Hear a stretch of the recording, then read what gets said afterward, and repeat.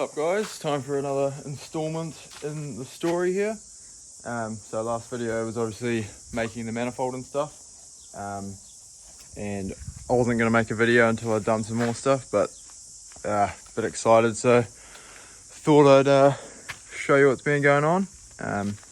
So got the hot side all done, obviously excuse this just for testing purposes. So got a dump made, screamer, got a whole exhaust made. It's not my best work, but it'll do, you know. But yeah, so hot side's all done. Got our turbo oil feed, we've got a drain down there. Just used a Franklin engineering kit for that, and then I still haven't done water lines, but that'll come later. That's not paramount right now. Intercooler piping's sort of done. This is actually a piece I made for a friend's car. Some of you might know him as Hops Chop Shop on YouTube. So that was for his RB20e+T, and he's changing setups now to a front facing, so this was freed up, which is cool. So it's a piece I made back on my car, and just an old intercooler he had laying around. So yeah, rigged something up. It's not perfect, but it'll do for now. It's at least something can be changed later.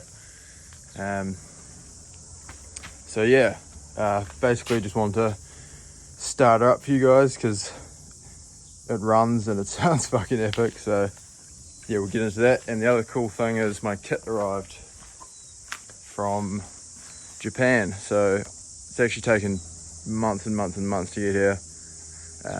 I guess just with small shops, you know, it takes a while to make it, and unfortunately just with the shipping prices and that, I had to get it cut up, so that's annoying, but it is what it is. I'm gonna have to put it all back together, but to be honest, I'm absolutely wrapped with how it looks. It's an Aeromaster kit, so it's kind of like just valances, like not whole bumpers in that.